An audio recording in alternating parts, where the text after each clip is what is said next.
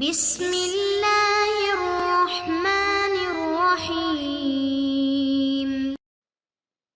السلام علیکم معزز طلباء کرام، آپ سب کیسے ہیں؟ آج ہم نور الانوار کے سبق نمبر 11 کو پڑھیں گے۔ آج کے سبق کا عنوان ہے آل اور دین کا معنی۔ آج کے ہمارے سبق کی عبارت وعلی آلہ الذین قاموا سے شروع ہوتی ہے۔ آئیے سب سے پہلے عبارت پڑھ کے اس کا ترجمہ کرتے ہیں، اس کے بعد وضاحت کی طرف بڑھتے ہیں۔ مصنف علیہ رحمہ لکھتے ہیں وعلی آلہ الذین قاموا بنصرۃ الدین القویم، اور آپ کی آل کے ان لوگوں پر جو معتدل اور ٹھوس دین کی نصرت کو لے کر اٹھے۔ عطف علی قولہ علی من اختص، یہ عطف ہے ماتن کے قول من اختص پر، اور والآل اہل بیتہ او عطرتہ او کل مؤمن تقی، اور آل یہ حضور کے اہل بیت ہیں یا آپ کی اولاد والے ہیں، اولاد ہیں، او کل مؤمن تقی یا آپ کے ہر مومن متقی امتی سے مراد ہے۔ وہو الانسب ہاہنا، اور یہی معنی زیادہ یہاں مناسب ہے، لأن المصنف لم يتعرض لذکر الاصحاب فی الصلاۃ، اس لیے کہ جہاں درود کا ذکر ہوا وہاں مصنف علیہ رحمہ اصحاب کے درپے نہیں ہوئے، ان کے ذکر نہیں کیا۔ فکان الاولی هو التعمیم، تو یہاں اولا جو ہے وہ عمومی معنی ہی لینا ہے۔ والدین هو وضع الہی سائق لذوی العقول باختیارهم المحمود الى الخیر بالذات، اور دین ایک دستور خداوندی ہے جو ذی عقل لوگوں کو ان کے قابل قدر اختیار اور قدرت کے ذریعے خیر بذات کی طرف لے کر جاتا ہے۔ وهو يشمل العقائد والاعمال ويطلق على كل دین، اور وہ عقائد اور اعمال پر مشتمل ہے اور اس کا اطلاق ہر دین پر کیا جاتا ہے۔ والاسلام هو الدین المخصوص لمحمد صلی اللہ علیہ وسلم، اور اسلام ایک ایسا دین ہے جو حضرت محمد صلی اللہ علیہ وسلم کے لیے خاص ہے۔ ولعل فی وصفہ بالقویم اشارۃ الیہ، اور شاید مصنف کے ماتن کے اس کی قویم کی صفت لانے میں اسی طرف اشارہ ہے۔ لأن دین الاسلام هو الموصوف بالاستقامۃ، اس لیے کہ دین اسلام وہ ہے کہ جس کی استقامت کے ذریعے صفت بیان کی گئی ہے۔ بہرحال یہ ہمارے آج کے سبق کی عبارت اور اس کا ترجمہ تھا۔ اب آئیے اس کی وضاحت کی طرف بڑھتے ہیں۔ شارح علیہ رحمہ نے کہا کہ وعلی آلہ، متن کی عبارت سابقہ متن کی عبارت علی من اختص بالخلق العظیم پر معطوف ہے۔ لفظ آل کی لغوی اور معنوی جو اس حوالے سے کچھ باتیں تھیں وہ ہم نے پیچھے سبق میں کر لی ہے، وہیں سے اس کو دیکھ لیا جائے ابتداً خطبے میں۔ لیکن اس جگہ آل کی مراد پر کلام کرتے ہوئے ملا جیبن علیہ رحمہ نے فرمایا کہ آل نبی سے مراد رسول اکرم صلی اللہ علیہ وسلم کے اہل بیت، یعنی آپ کی ازواج مطہرات اور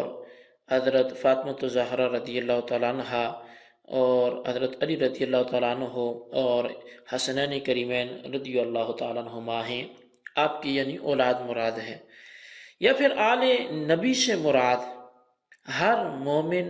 متقی اور خدا ترس لوگ مراد ہیں،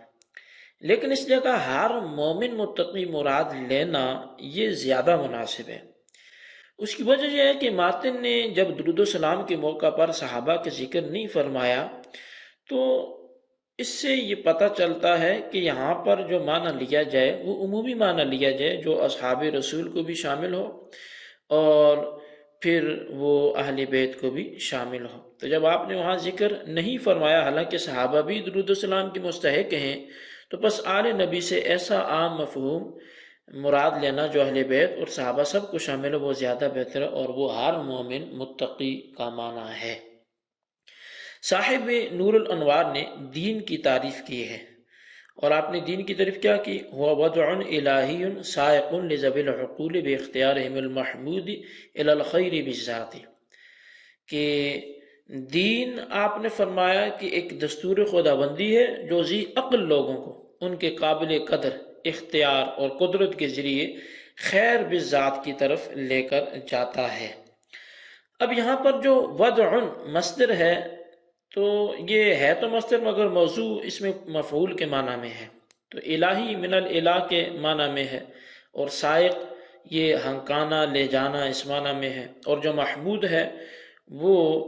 جر کے ساتھ اختیار کی صفت ہے، اور رفع کے ساتھ یہ وضع کی صفت ہے، اور نصب کے ساتھ یہ مفعول لہو ہے۔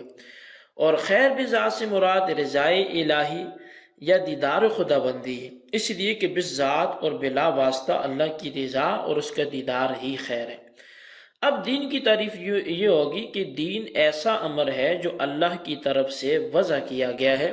یعنی ایسا خدائی دستور ہے جو ذی عقل لوگوں کو ان کے قابل قدر اختیار اور قدرت کے ذریعے رضائے الہی یا دیدار خدا بندی تک لے جاتا ہے۔ حاصل یہ ہے کہ خدائی دستور کو اپنانا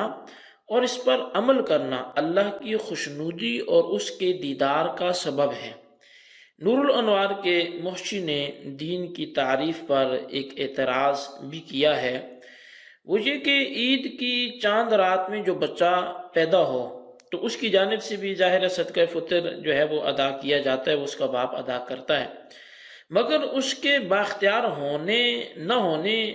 کا ابھی یعنی کہ ظاہر وہ بچہ جو پیدا ہوا بھی بااختیار نہ ہونے کی وجہ سے اس کی طرف سے ادا کی وہ صدقہ فطر یہ دین ہونے سے خارج ہو جائے گا، کیونکہ دین کی تعریف میں بے اختیار ہند کی قید مذکور ہے، لہٰذا بہتر یہ ہے کہ دین کی تعریف اس طرح سے کی جائے، جو محشی یعنی لکھتے ہیں کہ بہتر یہ ہے تعریف اس طرح سے کی جائے کہ ہوا وضع الہی سائق لمن تحقق فیہ الی الخیر بالذات، یعنی دین ایسا امر ہے جو خداوند قدوس کی طرف سے وضع کیا گیا ہو اور اس کو جس کے حق میں یہ امر متحقق ہو رضائے الہی یا دیدار خداوندی تک لے جاتا ہو۔ اس تعریف میں چونکہ اختیار کا لفظ موجود نہیں ہے، اس لیے یہ تعریف عید کی چاند رات میں پیدا ہونے والے بچے کے صدقہ فطر کو بھی شامل ہوگی اور اس پر بھی صادق آئے گی۔ لیکن یہ محشی کا گویا ایک اعتراض تھا، تو اس میں کوئی اتنی پاور نہیں ہے۔ اس کی وجہ یہ ہے کہ چاند رات میں پیدا ہونے والے بچے کا جو صدقہ فطر ہے وہ بچے پہ تھوڑی لازم ہے، وہ باپ پر واجب ہوتا ہے، اور باپ با اختیار ہے، اگرچہ بچہ بے اختیار ہے، بس جب باپ جو اپنے بچے کی طرف سے صدقہ فطر ادا کرتا ہے وہ با اختیار ہے، تو صاحب نور الانوار کی بیان کردہ دین کی تعریف بھی چاند رات میں پیدا ہونے والے بچے کے صدقہ فطر پر صادق آئے گی۔ تو جب وہ صادق آئے گی تو پھر اس میں کوئی حرج نہیں ہے، اس کو بدلنے کی ضرورت نہیں ہے۔ اب مولا جیون اللہ رحمہ نے فرمایا کہ دین عقائد اور اعمال دونوں کو شامل ہوتا ہے، اور ہر دین پر اس کا اطلاق ہوتا ہے، جیسے موسیٰ علیہ السلام کا دین ہے، عیسیٰ علیہ السلام کا دین ہے، جبکہ اسلام وہ دین ہے جو رسول اللہ صلی اللہ علیہ وسلم کے ساتھ خاص ہے۔ اور لعل فی وصفہ بالقویم سے جو شارح نے عبارت اس حوالے سے فرمایا کہ یہاں ایک سوال کا جواب دیا جا رہا ہے، وہ یہ ہے کہ دین کا اطلاق ہر دین پر ہوتا ہے، تو ماتن کے قول وعلی آلہ الذین قاموا بنصرۃ الدین کا مطلب یہ ہوگا کہ رسول اللہ کی آل کے لوگ ہر دین کے ناصر اور مددگار ہیں، حالانکہ معاملہ ایسا نہیں ہے، بلکہ آل رسول کے لوگ فقط دین محمدی کے ناصر اور مددگار ہیں۔ تو شارح نے اس کا جواب دیتے ہوئے فرمایا کہ ماتن نے دین کی صفت قویم ذکر فرمائی ہے، اور قویم کے معنی مستقیم اور معتدل کے ہیں، اور یہ بات پہلے گزر چکی ہے کہ اعتدال اور استقامت کے ساتھ دین اسلام ہی موصوف ہے، ورنہ دوسرے ادیان میں افراط ہے یا تفریط ہے۔ جب ماتن کا دین کو قویم کی صفت کے ساتھ موصوف کرنا اس بات کی طرف اشارہ ہے کہ متن میں دین سے مراد دین اسلام اور شریعت محمدی ہے، اور جب متن میں دین سے دین اسلام مراد ہے تو آل رسول کے لوگوں کا ہر دین کی نصرت کرنے والا ہونا بھی لازم نہیں آئے گا۔ تو لہٰذا وہ جو ناصر الدین ہیں، وہ جو قام بنصرت الدین القویم ہیں، کہ وہ صرف دین کی مدد کے لیے کھڑے نہیں ہوئے، وہ دین قویم، دین مستقیم کی مدد کے لیے اٹھ کھڑے ہوئے، اور دین مستقیم وہ دین اسلام ہے،